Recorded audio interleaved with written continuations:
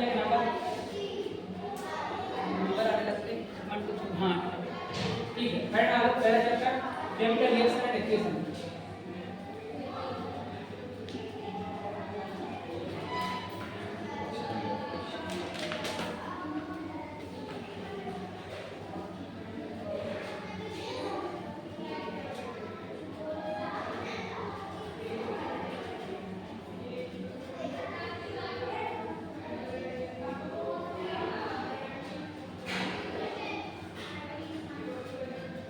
ठीक है तो शुरू करें।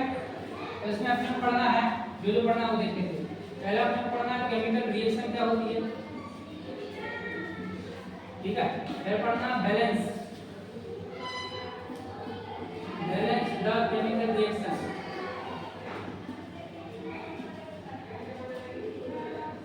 फिर पढ़ना है अपने को chemical property.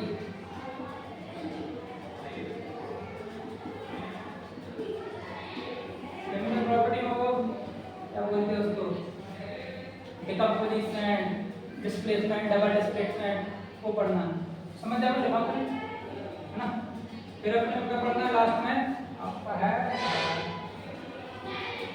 Decomposition, double displacement हाँ कोरोजन और रेंसिडिटी ये पढ़ना। और केमिकल प्रॉपर्टी में आप कोई क्या पढ़ते हो डिस्प्लेसमेंट, डबल डिस्प्लेसमेंट, डिकम्पोजिशन हो जाएगा समझ में आएगा। लिखूं मैं लिख दे रहा हूं डिस्प्लेसमेंट, डबल डिस्प्लेसमेंट,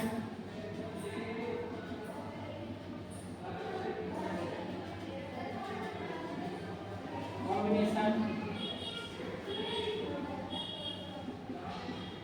डिकम्पोजिशन हाँ ये ब्रीफ है ये चैप्टर में डिटेल में पढ़ लेंगे।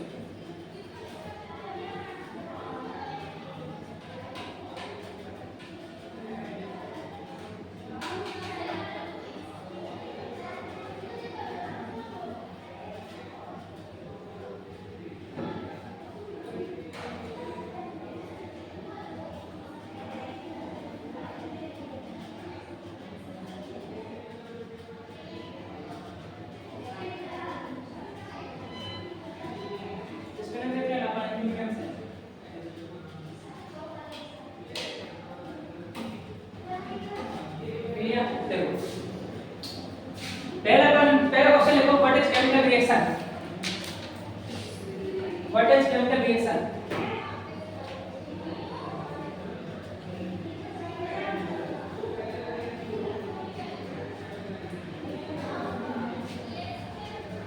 देखो केमिकल रिएक्शन क्या होती है पता आपको कुछ आइडिया तो बस केमिकल से केमिकल मिलेगा और केमिकल बनेगा इसको क्या बोलते हैं केमिकल रिएक्शन। क्या बोला मैंने केमिकल से केमिकल मिलेगा और केमिकल बनेगा इसको क्या बोलते हैं केमिकल रिएक्शन। समझे ना कैसे। देखो मान लो मैंने नींबू लिया। नींबू केमिकल है नींबू क्या होता है सेंटर कैसे होता है देखो देखते नींबू क्या इसमें सिट्रिक एसिड ठीक है। फिर लीजिए शक्कर में क्या होता है शुगर को फार्मूला बता। अरे शक्कर को फार्मूला नहीं पता शुगर का फार्मूला शक्कर का फार्मूला वैसा C12H22O11 शक्कर है ये क्या है ना। सेंटर क्या है नींबू ले फिर मैंने डाल दिया इसमें क्या पानी। वाटर का फार्मूला H2O नाली की वाटर का नाली के पानी का वो भी H2O ही है ठीक है। चल ये भी केमिकल और इससे क्या बनाते हो शरबत बनाते हो ये क्या है केमिकल है ना। ठीक है, केमिकल से केमिकल मिलेगा और केमिकल बनेगा, लेकिन जो नया केमिकल बना है उसकी प्रॉपर्टी पुराने केमिकल से अलग हो, समझ ना जाए। नींबू का स्वाद कैसा, नींबू का स्वाद कैसा होता है, खट्टा। शरबत का स्वाद कैसा, मीठा, खट्टा थोड़ा मीठा, स्वाद बदल गया। तो क्या नींबू शरबत एक है, कहाँ एक है, शरबत का स्वाद अलग है, इसका अलग है, ये कहाँ से क्या था, तुमको मतलब अच्छी हो गई ऐसे। जब नींबू रख दी शरबत रख दी, दोनों एक हैं थोड़ी, नींबू बुरा मान जाएगा कि कहाँ ये शरबत बोलेगा कि साहब कहाँ ये नींबू, तो पड़ेगा सेक्टर एसिड, और कहाँ हमारे पास सेक्टर एसिड सुगर वाटर है, और तुम हम इस 2 पानी के इंसान की तुलना कर रहे हो, ऐसा नहीं हो सकता साहब। शरबत अपनी एक अलग प्रॉपर्टी रखता है, नई प्रॉपर्टी आ गई उसमें, क्या आ गया, नई प्रॉपर्टी आ गई, क्या हो गया, नई प्रॉपर्टी आ गई, है ना। समझ मैंने बर्फ लिया, बर्फ समझ वो गर्मी में बर्फ बोला किसने बात, वो जब गोले में घिसते हैं वो पूरा कर करो, जब वो मान लो उसमें कलर नहीं मिला है ना, तो आप उस बगैर कलर मिलाए खाना तो कैसा लगेगा, है ना, फीका फीका। फिर आप उसमें खट्टा मीठा और वो ऑरेंज और क्या ब्लू और क्या डलवा के वो डलवा दोगे, है ना, तब कैसा लगेगा। हाँ, पहले वो बर्फ था, अब क्या बन गया, अब गोला बन गया, बर्फ का गोला बन गया। अब उसकी प्रॉपर्टी बदल गई, पहले अलग थी अब अलग है, समझ में आई, पहले अलग अब अलग, जैसे लकड़ी है ना, तो मुझे पसंद नहीं आएगा, अपन ने क्या मट्टी से छिड़क डाल लगा, क्या बन जाएगी, राख बन जाएगी। तो लकड़ी की प्रॉपर्टी अलग है, राख की बड़ी सॉलिड है, राख तो ऐसी भी है, उसकी प्रॉपर्टी, उसका कलर अलग, इसका कलर अलग। केमिकल रिएक्शन से जो नया बना उसकी प्रॉपर्टी अलग है। तो क्या मैं ये किससे कह सकता हूँ कि नया सब्सटेंस बनाने की एक प्रोसेस है, what, chemical reaction. Chemical reaction क्या है, न्यू सब्सटेंस बनाने की जो प्रोसेस होती है उसको हम क्या बोलते हैं, केमिकल रिएक्शन। या फिर वही अपनी केमिकल से केमिकल मिलेगा और केमिकल बनेगा और जो बना है वो नया होगा, समझ में आया। Process to form new substance is called chemical reaction. क्या बोलेंगे, process to form new substance is called chemical reaction. क्या है, process to form new substance called chemical reaction. बस समझ में आया। देखो प्रोसेस अगर लिख लोगे ना, इसका लिखेंगे process to form new substance, process to form new substance is called chemical reaction.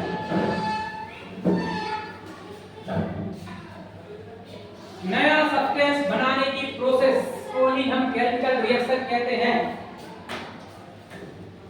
नए सब्सटेंस बनाने की प्रोसेस को हम केमिकल रिएक्शन कहते हैं।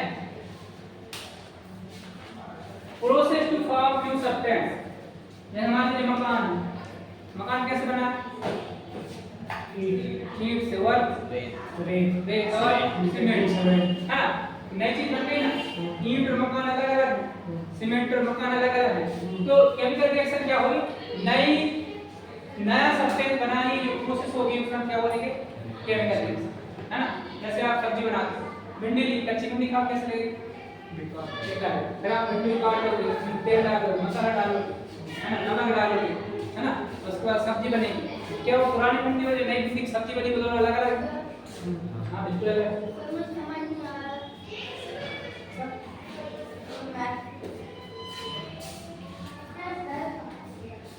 मैं क्या कह रहा हूँ, न्यू सब्सटेंस बनाने की प्रोसेस होगी उसको क्या बोलेंगे, केमिकल रिएक्शन। बस समझ में आई, ठीक है। पर एक बगैर में एक चीज लिखिए, इक्वेशन, ये क्या इक्वेशन, केमिकल इक्वेशन क्या होगा, केमिकल्स के नाम, एलिमेंट्स के नाम, केमिकल नाम, केमिकल इक्वेशन होती है।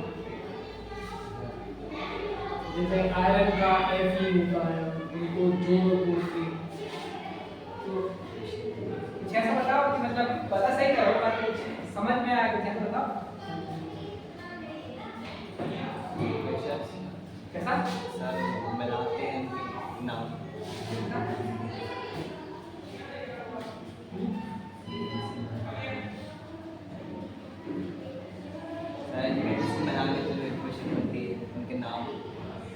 चलो हम देखते हैं। मान लो फोटोसिंथेसिस ले, फोटोसिंथेसिस एक क्वेश्चन है आपकी बुक में एनसीईआरटी में। फोटोसिंथेसिस में एनर्जी रिलीज होती है, तो ये कौन सी प्रोसेस है?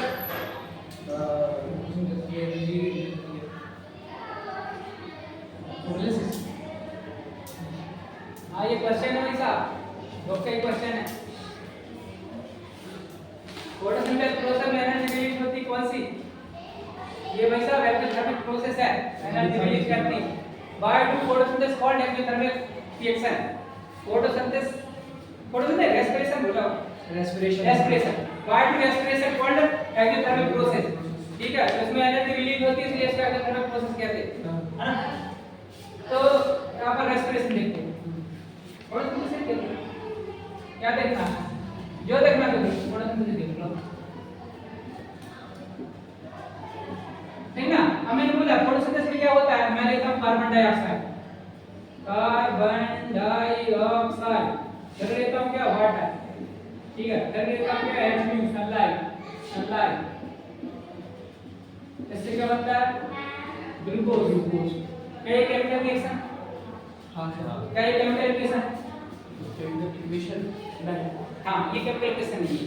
जब केमिकल को उसके सिंबल से रिप्रेजेंट किया जाता है तब उसे हम क्या बोलते हैं, केमिकल रिएक्शन। ठीक है, तो इसको कैसे रिप्रेजेंट करेंगे, CO2।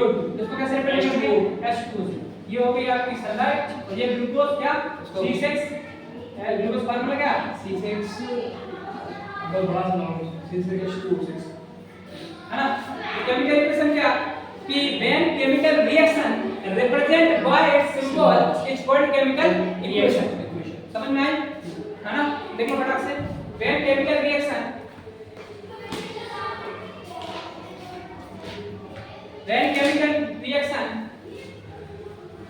represent by its symbol, when chemical reaction represent by its symbol, it is called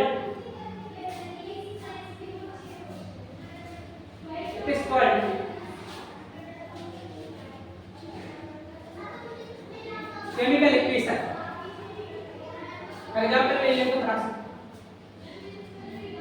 example लिखना है, ये बड़ा थोड़ा समझ लेंगे फटाफट।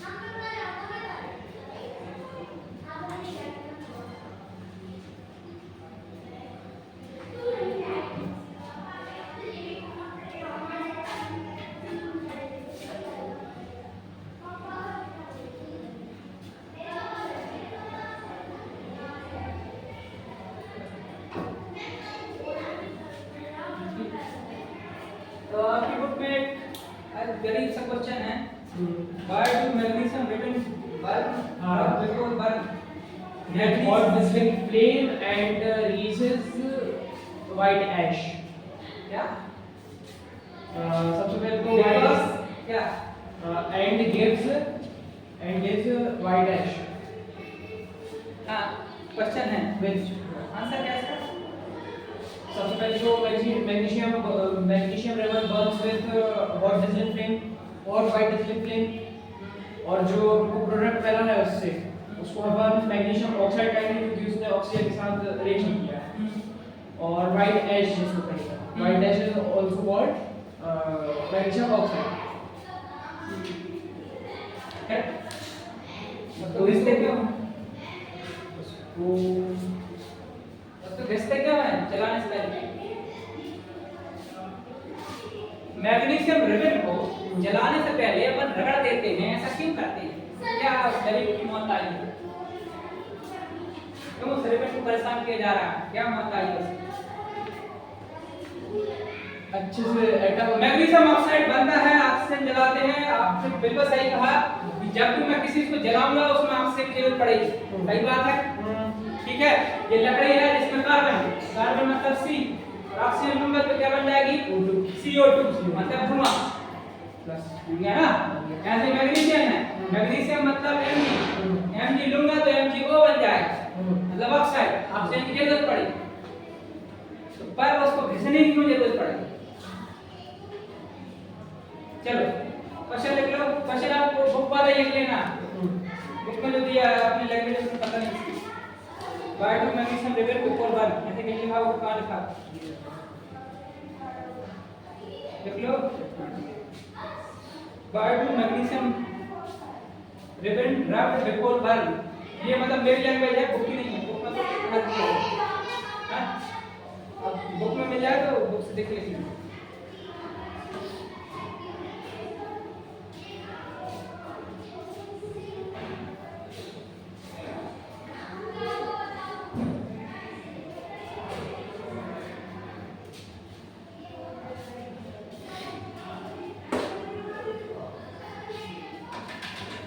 ठीक है, बाय टू मैग्नीशियम रिबन रब बिफोर बर्न, मैग्नीशियम रिबन को चलाने से पहले घिस दिया जाता है, क्यों क्यों उस गरीब के मजे लिए जाते हैं गरीब।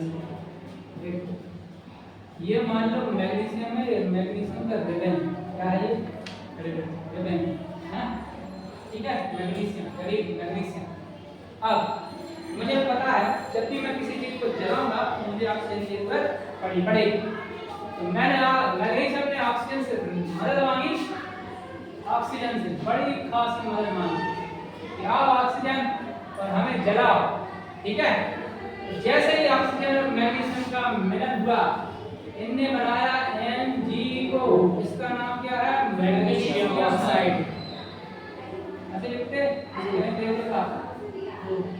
Magnesium oxide. बताओ मैग्नीशियम ऑक्साइड जो है बनता जा रहा बनता जा बनता जा रहा। ये मैग्नीशियम ऑक्साइड क्या है, एक इंसुलेटर है, क्या है, इंसुलेटर। इंसुलेटर इंसुलेटर क्या होता है, इंसुलेटर क्या होता है,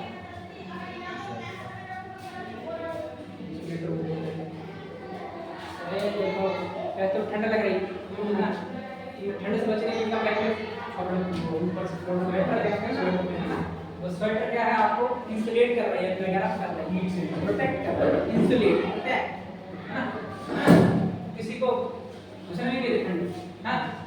मैग्नीशियम एलिमेंट क्या है, इंसुलेटर। इंसुलेटर क्या होते हैं, इंसुलेटर बोलते हैं आप नहीं पढ़, इसमें करंट पास नहीं होता, ये बोलते कंडक्टर, इसमें करंट पास हो जाती है, आग लगा तो जल जाती है, ये बोलते इंसुलेटर जो करंट पास नहीं करने देते, आग नहीं काटते, ये लकड़ी इंसुलेटर वो होते हैं जिससे जो आग नहीं पकड़ते, जो इंसुलेट करते हैं, चीजों को रोकते हैं, समझ में आया। तो अब ये MgO जब बनता है तो MgO क्या करता है, मैग्नीशियम के चारों ओर एक ऐसी लेयर बना लेता है ना, ये क्या हो गई,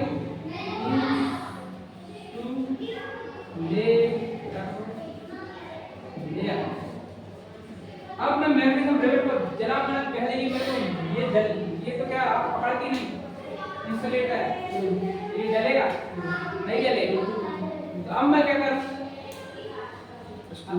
मैं इसको घिस देता हूं। घिसने से क्या होता है, रब करने से ये जो MgO की इंसुलेटर लेयर है ये बन गई है MgO, ये क्या होती है, हट जाती है। तो क्या किया इसने, रब किया, रब करने से रिमूव MgO इंसुलेटर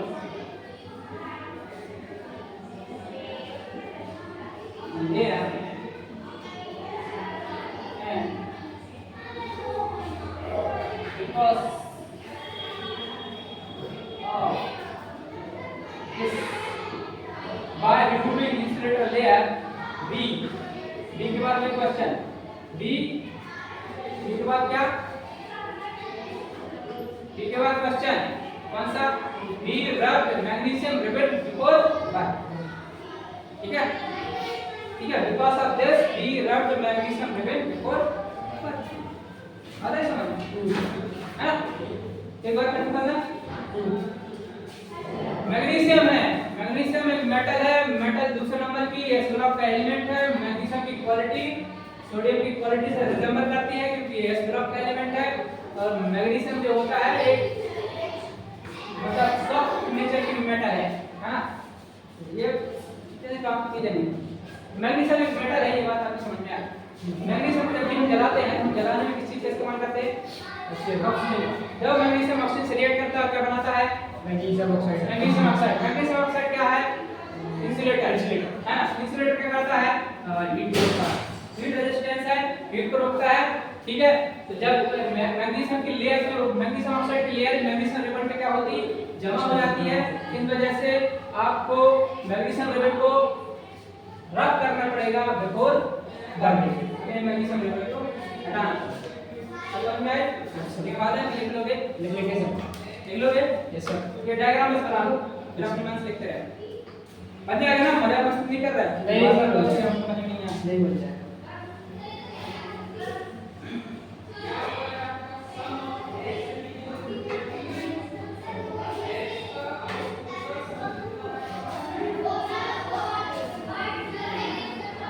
हम 10 मिनट फालतू चीजें हैं, पढ़ा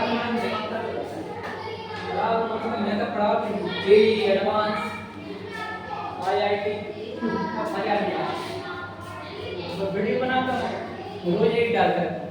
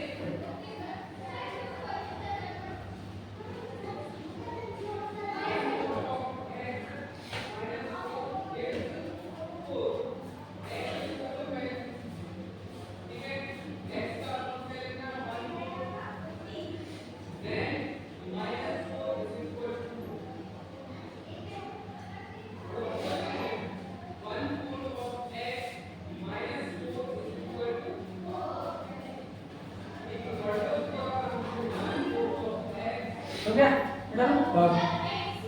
चलो अब दूसरे नंबर का क्वेश्चन। दूसरे नंबर का क्वेश्चन ये क्या है? What is balance reaction? Why do need balance reaction? यही है बैलेंस रिएक्शन क्या है और हमें क्या हिम्मत आई है कि हमें बैलेंस करने की जरूरत है?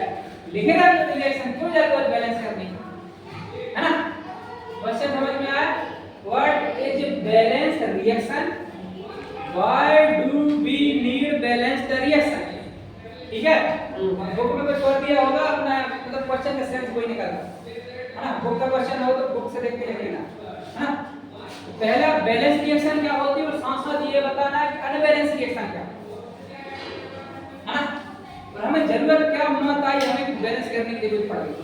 क्या तकलीफ, क्या गले में फांसी लग गई, क्या बैलेंस करने की जरूरत है ना?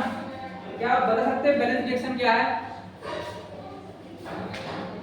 चलो हम एक एक करके देखते हैं। क्वेश्चन लिखने पहले देखो जरा, कुछ जगह छोड़ दो इसके लिए। फिर मैं ये क्वेश्चन लिखा आज 4-5 लाइन छोड़ दो। देखो what is balance and unbalance reaction? What is balance and unbalance reaction?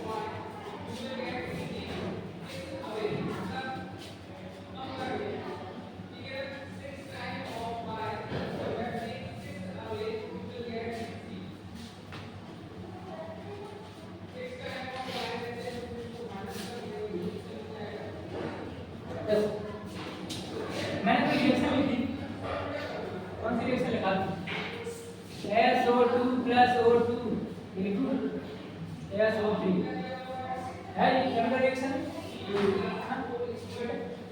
अब देखो मैंने पहले यहाँ देखा, यहाँ मैंने बोला कि ये आपकी रिएक्टेंट रिएक्टेंट क्या होता है? जो रिएक्ट करता है। हाँ, रिएक्शन में पार्टिसिपेट करता है। और अगर मैंने ये बोला ये आपका प्रोडक्ट, ये तो समझ में आया ना? हाँ, ये क्या करेंगे? Substance that participate in reaction. Substance that participate in reaction. ये क्या होगा? Substance. हाँ, आप ये चलो ठीक है। अच्छा, इसको लेफ्ट हैंड साइड लिखा जाएगा, इसको राइट हैंड साइड लिखा जाएगा। मैं जरूर पूछा ही नहीं करके कोई कर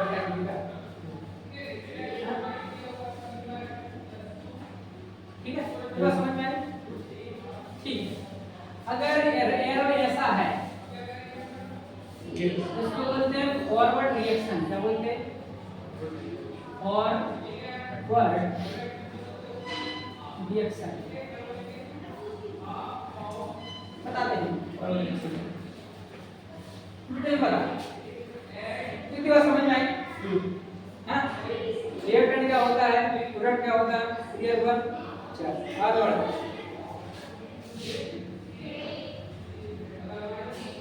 मैंने बोला फॉरवर्ड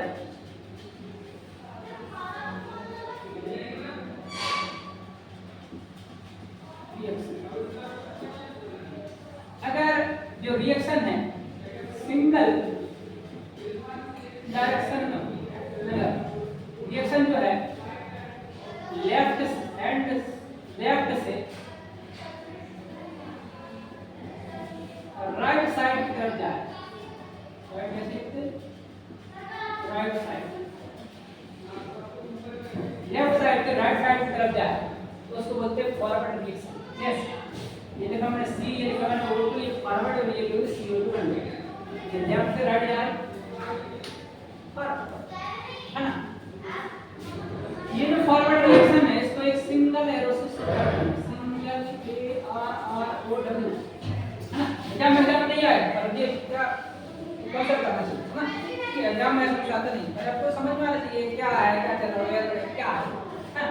ठीक है, ये आपकी सिंगल डायरेक्शन में जाएगी है ना? ये तो ये क्या होगी, सिंगल एरो से रिप्रेजेंट करेंगे इसको और ये वन डायरेक्शन होगी, वन डायरेक्शन, दोनों डायरेक्शन में जाएगी। वन डायरेक्शन मतलब एक डायरेक्शन में जाएगी है ना? ऐसा नहीं एक इधर चलेगी, एक इधर, सिंगल एक। हाँ, एक होती है बैकवर्ड रिएक्शन। बैकवर्ड रिएक्शन क्या होती है? जैसे मैंने लिखा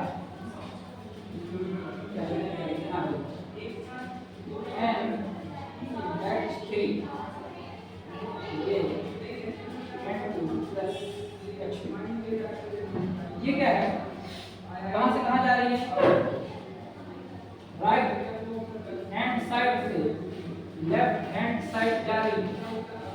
ये भी किससे रिप्रेजेंट हो गई? सिंगल। ये भी कैसी है? One direction.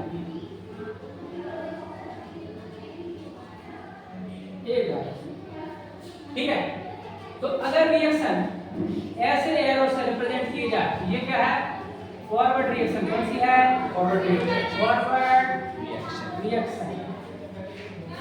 और रिएक्शन बैक साइड से रिप्रेजेंट की जाए तो ये क्या है? Backward reaction. बस समझ में आई? ठीक है, देखो जरा प्रमाण बढ़ाते हैं तो पहले इसका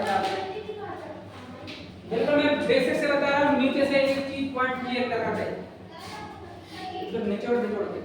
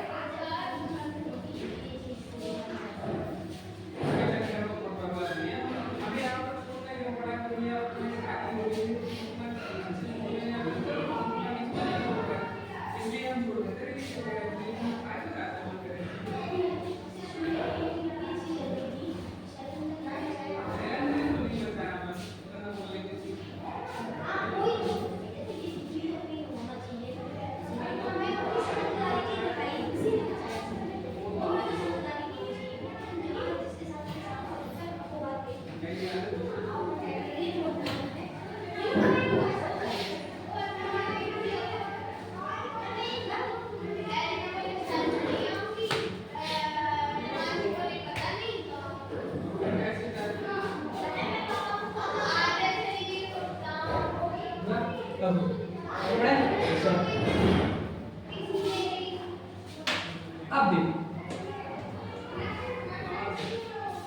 देखो ना, जैसे मैंने कैसे कहा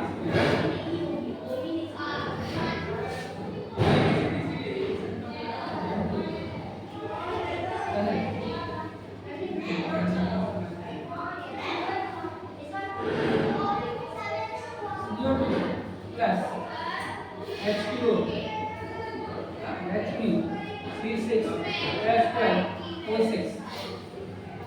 अब यहाँ देखना, यहाँ कितने कार्बन है? दो, एक है, यहाँ कितने कार्बन? ये 5 कार्बन कहाँ से आ गए? यहाँ पे एक कार्बन तो हाइड्रोजन ये रिएक्ट कर रहे थे, बाकी कार्बन कहाँ से आ गए?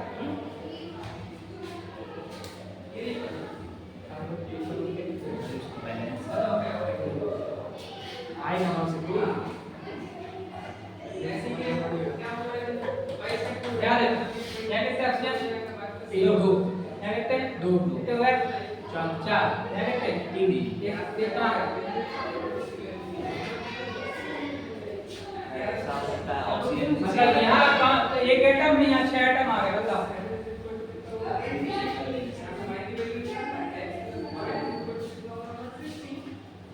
ये रिएक्टेंट है, ये क्या है?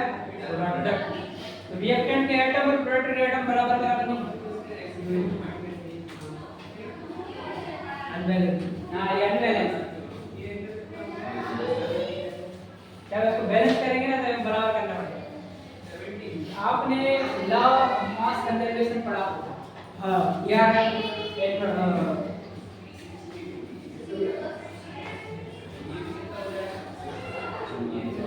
ये प्रोडक्ट मास इक्वल होना चाहिए। लॉ ऑफ मास कंजर्वेशन, मास ना पैदा होता है ना मरता है। मास कैन नॉट बी क्रिएटेड और डिस्ट्रॉयड। और ना मरती ना मारती, दूसरे को परेशान करती रहती है। मास को ना पैदा किया जा सकता है ना डिस्ट्रॉय किया जा सकता है, एक फॉर्म से दूसरे फॉर्म में चेंज करती है। यहाँ मास फॉर्म में चेंज हो रहा है, पर जितना मास पहले था उतना ही मास बाद में होगा, नया मास नहीं बन सकता। ये रूल कह रहा है पहले एक कार्बन था तो यहाँ भी एक ही होना चाहिए, नहीं तो यहाँ भी 6 लोग है ना। यहाँ ऑक्सीजन 3 है, यहाँ 4 है, तो एक कहाँ गया? नहीं तो यहाँ भी उससे बराबर बराबर करो। बिफोर द रिएक्शन और आफ्टर द रिएक्शन क्या होना चाहिए? एटम बराबर, ठीक है। बैलेंस रिएक्शन क्या होती है? बैलेंस रिएक्शन नहीं यार, सामने बोलो ना सर। नहीं। ठीक है, सामने बोलो। बैलेंस रिएक्शन, रिएक्टेंट के जितने एटम होंगे उतने एटम किसके होंगे? प्रोडक्ट। नया एटम नहीं बनेगा। क्या बोला मैंने? देखो, तुम दोनों रिएक्शन करा तो तुम दोनों 2 1 हो गए, मतलब तुम्हारा जितना वजन है जो नया बनेगा उसका वजन बराबर बराबर होगा, नया कोई ऐड नहीं हो जाएगा। तो ये रिएक्शन वही कह रही है, तो नया एटम ऐड नहीं होगा। जितने एटम पहले थे उतने एटम बाद में, जितने एटम रिएक्टेंट के उतने एटम प्रोडक्ट के। जब रिएक्टेंट के एटम और प्रोडक्ट के एटम बराबर बराबर होते हैं उसको हम क्या बोलते हैं? Balance chemical reaction. तो बात समझ में आई? क्या समझ में आया? जैसे लकड़ी है 2 ग्राम की, हाँ, तो जला दिया राख बनेगा, धुआं बनेगा, तो धुआं प्लस राख पलटी लकड़ी बन जाएगा ना, फिर नया वजन और ऐड हो जाएगा, नहीं होता है। बात समझ में है ना? तो ये बैलेंस रिएक्शन क्या होती है? रिएक्शन इन विच मास मास आप नहीं, या एटम ले सकते हो, मास भी ले सकते हो, कोई दिक्कत नहीं, एटम ले, atom of reactant equal to, mass आप भी ले सकते हो, कोई दिक्कत नहीं, equal to atom of product और बैलेंस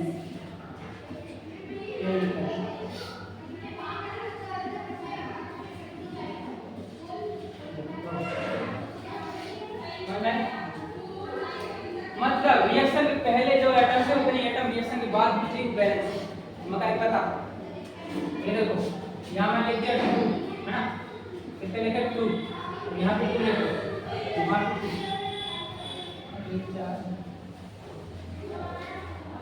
2, 1 4 यहाँ सल्फर कितने 2 है ना 2 ठीक है, यहाँ कितने 2 ऑक्सीजन कितने यहाँ 2 into 2 4 कितने हो गए 4 2 कितने हो गए 6 क्या हुआ, यहाँ कितने 2 into 3 कितने हो गए 6 तो ऑक्सीजन बैलेंस है, सल्फर बैलेंस। जितने सल्फर के एटम यहाँ उतने एटम यहाँ, जितने ऑक्सीजन के एटम यहाँ उतने एटम यहाँ, तो ये क्या है बैलेंस। ठीक है, atom before the reaction, atom of reactant और एटम ऑफ प्रोडक्ट जब बराबर हो जाएगा तो क्या होगा बैलेंस। ठीक है, बात कर रहा हूँ।